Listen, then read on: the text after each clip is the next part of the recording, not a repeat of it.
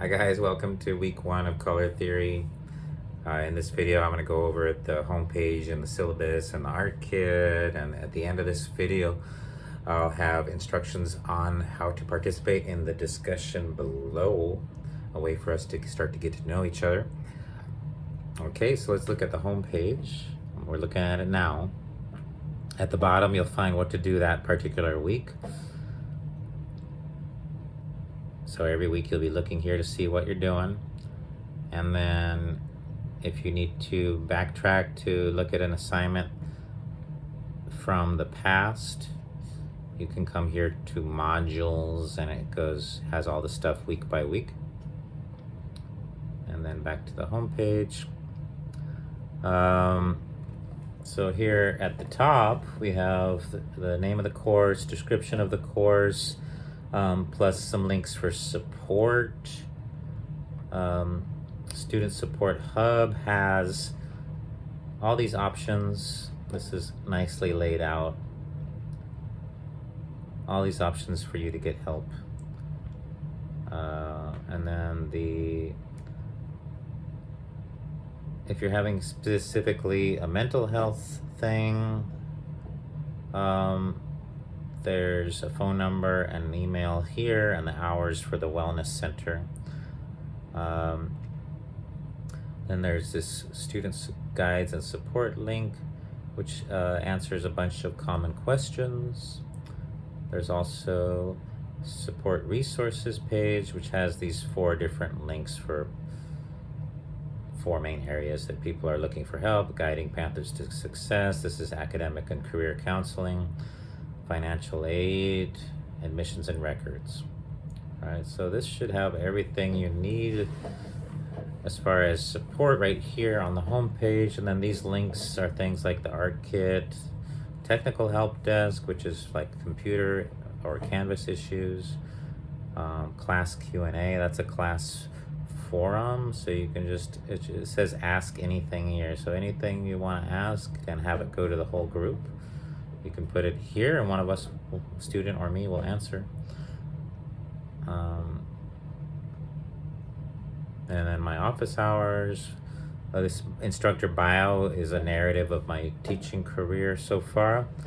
And then the syllabus, let's start from the bottom. Well, I already went over most of this, but let's do the ones where we need to look closer, like the art kit. Let's go from this list. So a glue stick, that's pretty self-explanatory. Drawing pencil. HB is a regular pencil, like number 2 pencil. 6B is a soft pencil, so you have a regular one and a soft one. Tracing paper. Yeah, this will come in handy for certain things. This is your gouache. You're gonna be using a lot of it.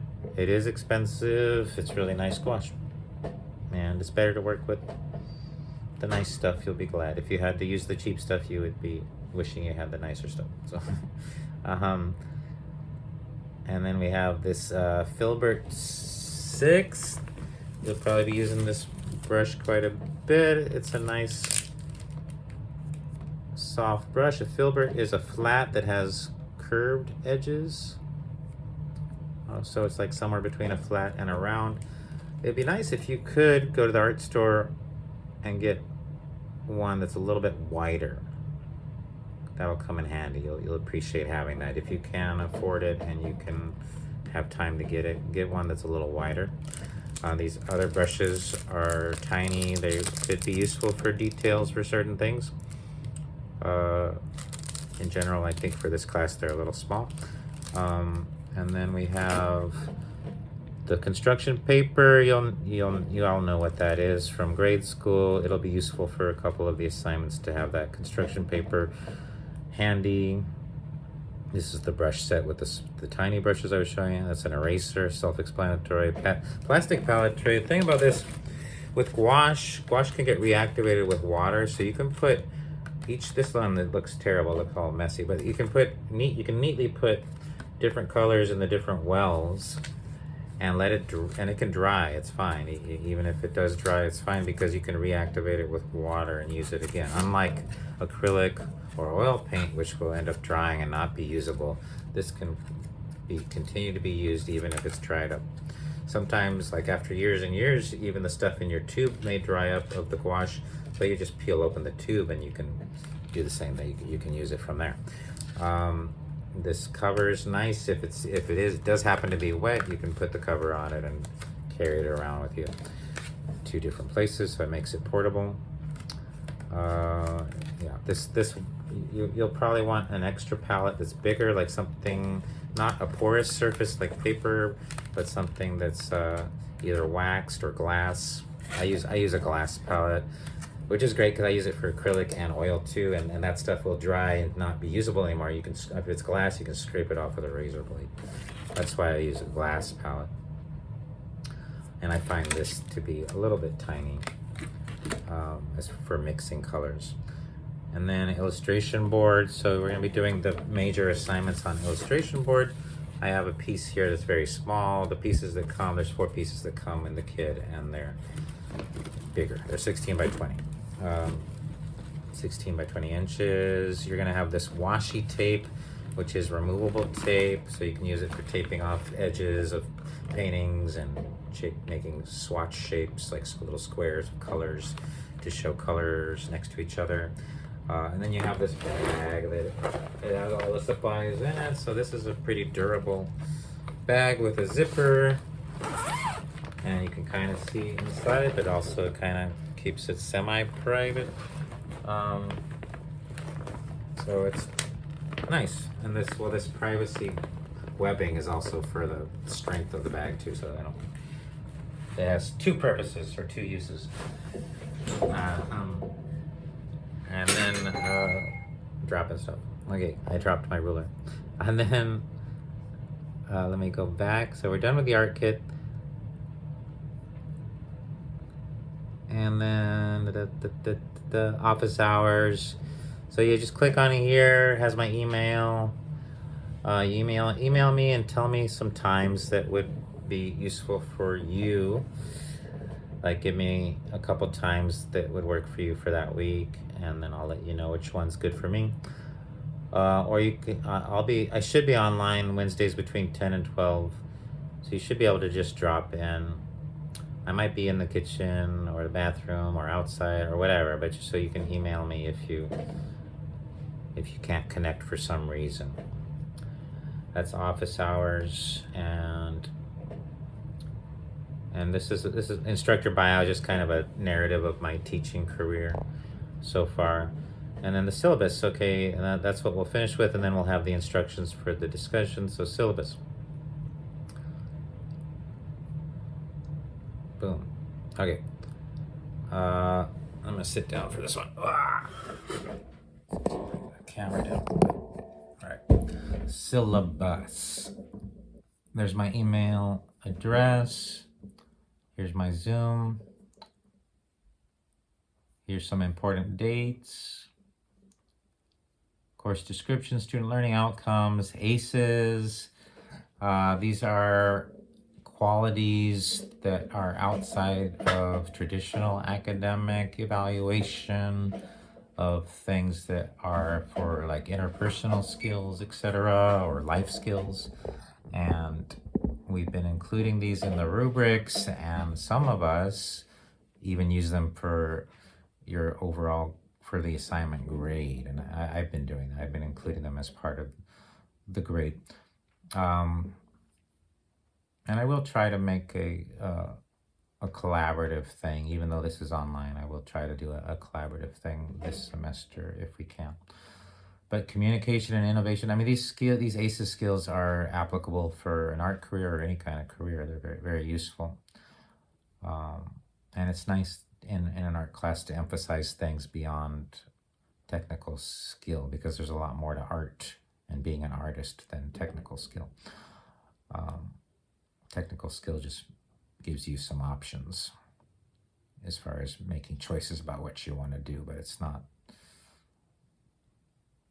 what makes an artist. Okay, and then we have no textbook required for this course. I make all the materials. I might steal from or borrow from places, but I'm curating everything for you, and it's free for you. Okay, so You don't have to worry about the wearing headphones thing in the online class. You can wear headphones as much as you want.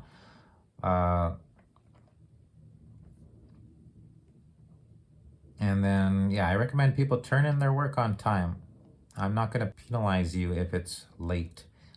I will only for the midterm deadline. So everything prior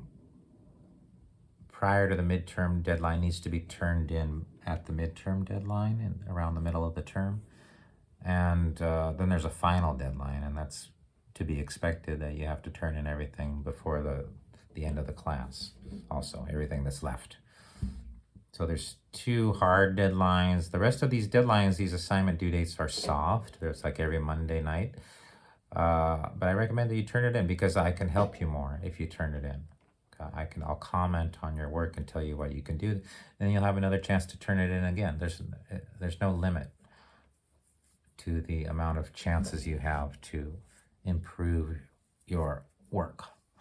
And now, plagiarism. Yeah, don't use AI.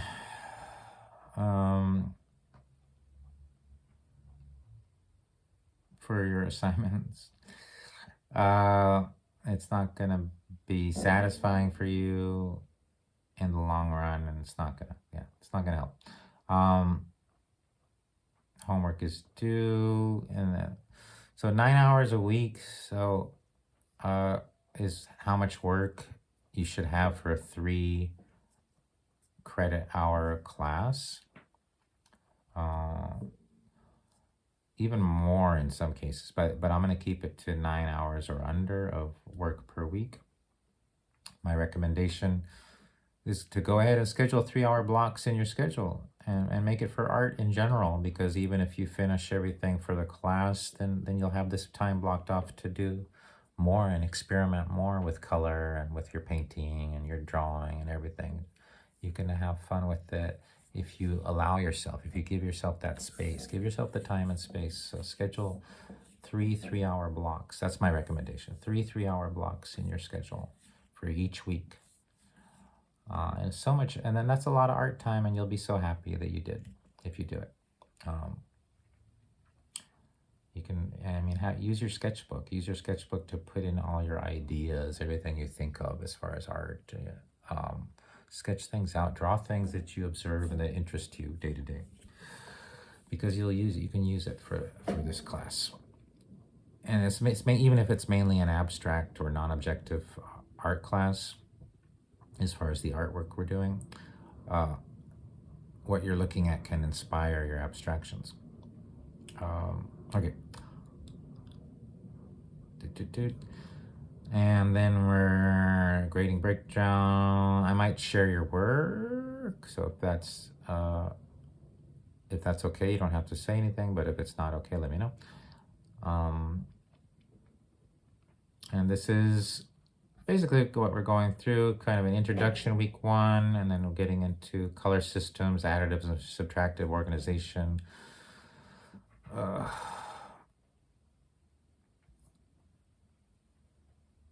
Perception, color interaction, color schemes, complement mixtures, composition, color and balance, optical color mixing, color harmony, applying color principles, color research, color experience and interpretation, and free studies, and then the final one, the final week.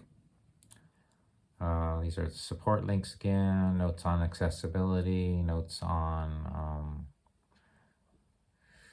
creating a safe space for undocumented students, and contacts that you have if you have any issues related to your immigration status and going to school.